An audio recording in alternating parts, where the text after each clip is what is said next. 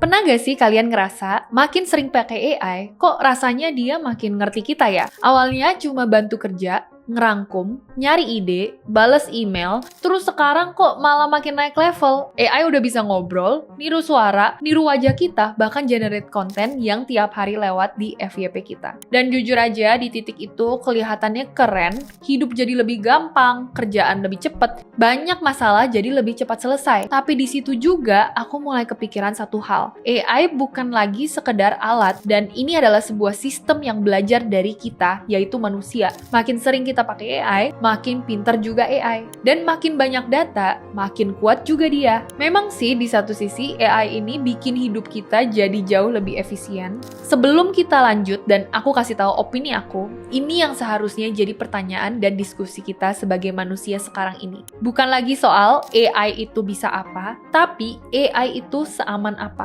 What if teknologinya ini grow lebih kencang dibandingkan dengan sistem keamanannya? What if kita lagi ngebangun sesuatu yang bahkan penciptanya sendiri belum paham sepenuhnya cara kerjanya? Dan ini bukan teori masa depan, ini udah kejadian sekarang. So, let's talk about it. Part 1, penipuan AI. Salah satu penipuan yang sudah terjadi dan secara umum terjadi di sekitar kita adalah fake phone call. Karena AI udah makin capable untuk cloning suara, bahkan cloning secara visual. Akan sering terjadi penipuan berbasis telepon. Contohnya nanti aku bakal munculin di layar ini.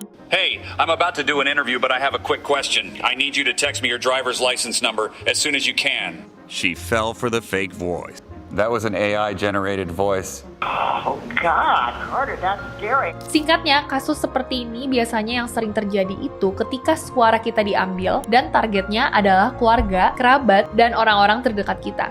Contohnya kita suka diminta pinjem duit, pura-pura kecelakaan, tapi kali ini beda karena suaranya beneran persis dan mirip sama suara kita sendiri. Jadi keluarga dan kerabat kita nggak tahu bedanya apa. Kenapa aku pengen bahas case study ini? Karena masalah utama di AI sekarang bukan capability, tapi safety. Dan ini menurut aku makin kelihatan banget dampaknya di dunia nyata. Ada datanya juga kalau ternyata deepfake fraud yang digunain AI itu sekarang terjadi setiap 5 menit secara global. Ditambah lagi jumlah konten deepfake yang naik gila-gilaan. Dari sekitar 500.000 file di 2023, proyeksinya bakal sampai 8 juta di 2025 ini. Dan yang bikin tambah ribet, AI ini tuh kayak black box. Sedikit tentang black box, kita bisa tahu sistemnya ini, input-outputnya apa, tapi kita nggak pernah akan ngerti proses mikir AI itu seperti apa.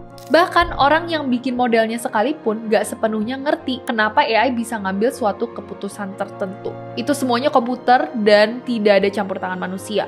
Jadi alhasil banyak resiko baru yang kelihatannya tuh setelah sistemnya keburu dilepas ke publik. Karena di titik sekarang ini, AI sudah bisa ngelakuin satu hal yang dulu tuh rasanya susah banget dipalsuin, yaitu identitas manusia. Yang aku jelasin case tadinya di awal, suara bisa ditiru, muka bisa dipalsuin, gaya ngomong bisa disalin, bahkan cara mikir pun bisa dimimik. Makanya sekarang muncul kasus-kasus deepfake scam, impersonation fraud, dan social engineering dengan skala yang jauh lebih gede dari penipu konvensional. Ini udah aku riset dan dapat laporan juga dari Google dan Global Anti-Scam Alliance. 57% orang dewasa di dunia pernah jadi korban penipuan digital dalam 1 tahun terakhir, dan AI jadi salah satu pendorong utamanya. Karena penipunya sekarang bisa jauh lebih meyakinkan. And the scariest part is justru lebih ke arah aksesnya. Karena yang ngelakuin gak butuh skala seperti tim besar atau bahkan negara. AI itu nurunin barrier of entry untuk kejahatan yang dulu cuma bisa dilakukan oleh institusi besar, sekarang bisa dilakukan dengan satu orang dari satu laptop. Di Indonesia sendiri dampaknya udah kerasa. Kerugian akibat penipuan AI deepfake diperkirakan sampai 700 miliar. Disclaimer, ini sebenarnya kejahatan yang terjadi secara digital dan bukan semuanya itu berkat AI, tapi AI bisa menjadi salah satu penyebabnya kejahatan itu terus bertumbuh. Bahkan di periode tertentu, kasus deepfake melonjak sampai 1550%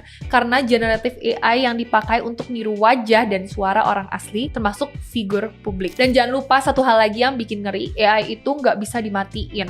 Karena sistemnya tersebar di cloud, it's open source, dan replikasi sebelum kita sadar ada masalah. Modelnya bisa jadi udah nyebar kemana-mana karena aspek convenient ini bikin orang makin mudah bikin AI sendiri. Dan alhasil menyalahgunakan AI untuk keuntungan pribadi. Jadi menurut aku, AI fraud atau penipuan AI ini side effect dari sistem yang growing-nya terlalu cepat, sementara kontrol dan safety tidak bisa keep up dengan growth dari kecanggihan AI itu sendiri. Dan ini masih menjadi the biggest problem di AI industry. Pertanyaannya jadi makin berat. Kalau AI udah sebegitu canggih dan dampaknya buruk, apa yang harus kita lakukan? Sebelum menjawab ini, mari kita masuk ke chapter kedua. Pros and cons of AI. Oke, tadi kita udah mention soal dampak-dampak buruknya dan worst case scenario yang sudah terjadi dan mungkin akan lebih parah di tahun-tahun berikutnya. Sekarang kita geser dikit ke dampaknya ke hidup kita sehari-hari. Karena mau sengeri apapun, AI itu gak hitam putih. Ada sisi yang genuinely helpful, tapi ada juga konsekuensi yang gak bisa kita skip. Dari sisi positifnya dulu. Faktanya, AI emang bikin banyak kerjaan jadi jauh lebih efisien. Ada laporan yang nunjukin kalau di sektor yang very AI exposed, produktivitas bisa naik sampai 4 kali lipat. Dan buat orang yang beneran ngerti cara pakai AI, bukan cuma asal pakai, gajinya bisa lebih premium, bahkan bisa sampai 56% dibandingkan yang nggak punya skill AI sama sekali. So yes, buat sebagian orang, AI itu adalah leverage, kerjaan jadi lebih cepat, output lebih banyak, stress bisa berkurang. Dari luar kelihatannya kayak win-win. Tapi di saat yang sama, ini juga jadi hal yang bikin problemnya muncul. Karena ada satu pandangan dari Profesor London Business School yang menurut aku cukup unsettling. Dia bilang gini, AI itu berpotensi jadi labor shock. Artinya, gelombang PHK bisa datang jauh lebih cepat dibandingkan dengan penciptaan pekerjaan baru. Dan kalau ini nggak di-manage dengan benar, dampaknya bukan cuma soal ekonomi, tapi juga sosial. Dan yang sering orang salah paham adalah ini bukan cuma soal low skill jobs. Karena sekitar 61% pekerja white collar sendiri percaya peran mereka bisa digantikan AI dalam 3-5 tahun ke depan. Ironisnya, banyak dari mereka juga yang bilang AI bikin kerjaan jadi lebih ringan dan less stressful. Jadi di satu sisi terbantu juga, tapi di sisi lain juga ngerasa, wait, am I training my replacement? Nah, di sini kelihatan banget gapnya. AI bikin hidup lebih gampang, tapi juga bikin rasa aman makin tipis. Rasa aman akan pekerjaan kita. Dan menurut aku ini penting banget buat kita sadarin. AI itu nggak cuma ngubah cara kita kerja, tapi juga cara kita ngelihat masa depan kita sendiri. Dari sini pertanyaannya jadi makin besar kalau AI terus makin pintar, makin otonom, dan makin cepat. Apakah kita sebenarnya makin aman atau justru makin kehilangan kontrol? Dan itu juga yang bakal kita bahas di bagian berikutnya. Apakah kita bakal hidup di dunia yang lebih tidak aman? Dari semua yang barusan kita bahas, aku mau ajak kalian pikir satu step lebih jauh. AI sekarang tuh pinter banget, bukan karena ada teori baru yang gila-gilaan, tapi simple. Karena compute-nya nambah dan nambah terus sesuai dengan kemampuannya dan akan makin naik, gak ada batasnya. Masalahnya kita sering baru ngerti batas AI itu setelah dia keburu dipakai kemana-mana. Dan di situ aku mulai ngerasa gak nyaman. Karena sistem pengaman AI hari ini tuh jujur aja reaktif banget. Challenge-nya tuh sebenarnya cuma satu. Makin pinter sistemnya, makin nggak bisa kita tebak sejauh apa kemampuan AI ini. Karena kita basically bakal bilang, aku nggak ngerti sistem ini, tapi aku akan saranin ke sistem yang lebih kompleks lagi. Terus soal tinggal dimatiin aja, kita nggak mungkin bisa matiin AI ini. It's not a solution. Karena AI itu tuh nggak hidup di satu tombol. Dia nyebar, ada di cloud, ada di mana-mana, dan ada di aplikasi yang kita pakai saat ini. Jadi buat aku, problem besarnya itu bukan AI jahat atau enggak, tapi kemampuan tumbuhnya yang cepat, sementara keamanannya atau security-nya tuh tertinggal jauh.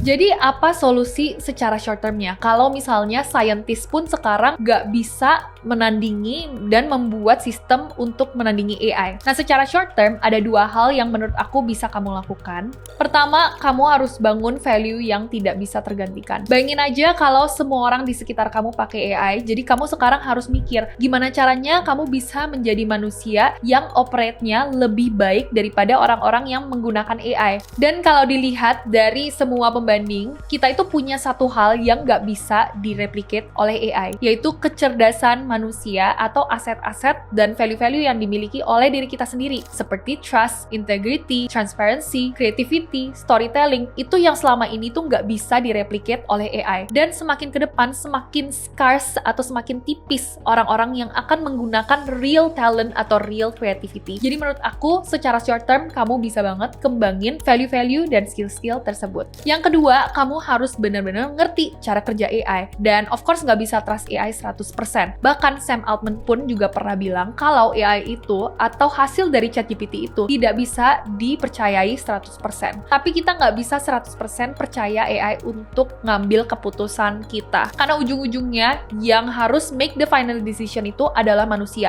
Dan ini bisa menjadi early stage of security yang bisa kita terapkan di kehidupan kita sehari-hari. Kita nggak harus kok terus-menerus percaya AI 100%, tapi at least kita punya kekuatan atau kontrol atas decision kita sendiri. Jadi menurut aku pertanyaannya sekarang, seberapa cepat kita bisa beradaptasi dan apakah manusia ini ujung-ujungnya megang kontrolnya atau bisa mengontrol AI?